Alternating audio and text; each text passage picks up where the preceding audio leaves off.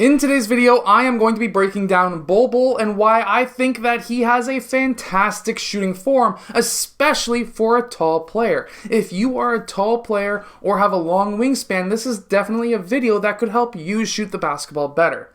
Let's get down, let's check out Bol Bol. So as we can see right here, Bol Bol has some really good footwork and some really good hands when it comes to ball handling, but let's check his shooting form. So after this crossover, what do we see? Well, when he's going towards that left side, he actually totally plants his foot, heel down to the ground. That's normal for a player, especially a player who's going towards that left side. From here, what do we want to see is that this foot has only the toes touching the ground, and that is what we see right there. This is going to allow him to stop his momentum going this way and of course push his momentum up, and being on his toes on this foot allows him to engage his calf and Achilles to be able to jump faster into the air.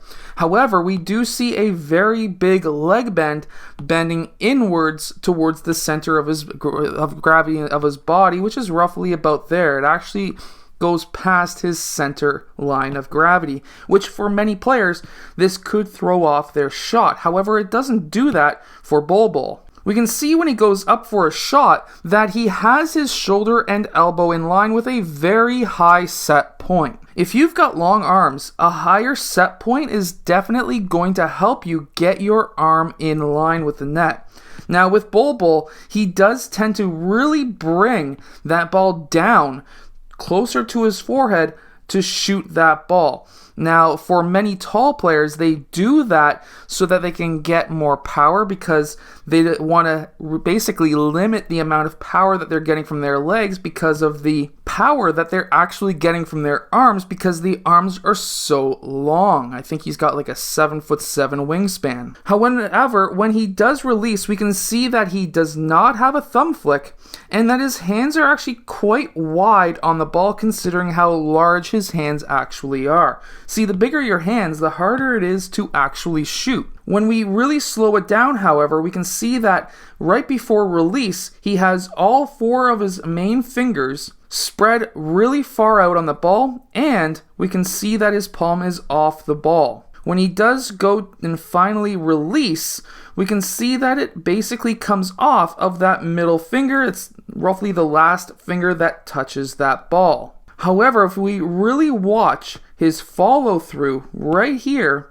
we can see that it's kind of a weird follow through because he doesn't have that curl to the wrist. So there's two types of releases. There's a hard release where you would see like Michael Jordan where the hand is straight but the wrist is bent. And then there's a Steph Curry release which is nice and soft and the fingers bend with the wrist and it's overall a more of an angle shot. And when that happens, a soft release like this is going to give you more arc, while a hard release is going to give you more backspin on that ball. Most players, when they have a straight wrist after shooting, what that means is it's very similar to a hard release where you should get more backwards rotation on that ball. And we do see quite a bit of rotation on that ball as well, so that does go along with that theory. Again, really great handles when he's going into his shot, very good footwork, but let's really break down this side of his shot and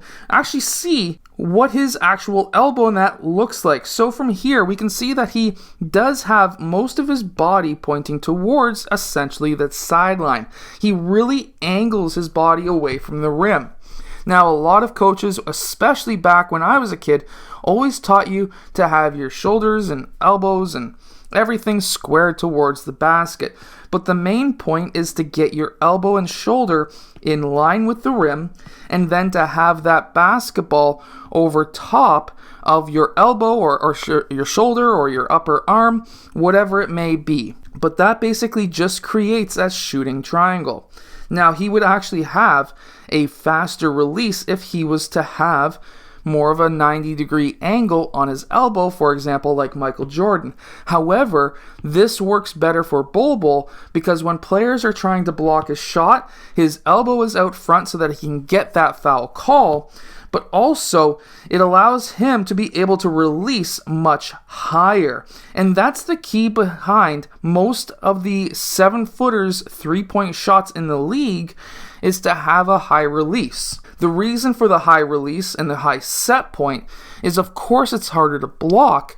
However, it allows for a higher release, which gives you more arc, but it's harder for defenders to block because when you're 7 feet tall, this to here is a long range, and from here to here is an even longer range.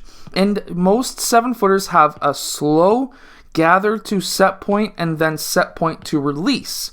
That's why if you're taller and have lankier arms, you want to have a higher set point and a higher release, because then it's even harder to block.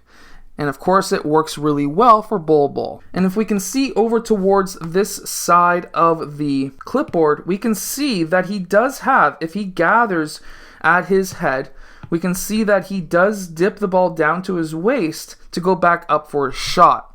That's kind of like a backswing on golf. Some players don't need it while others do. I hope that you've enjoyed today's video. If you have, hit that like button, subscribe. Make sure to go check out the link down below where I can break down your shooting form as well. I'll see you guys in my next video.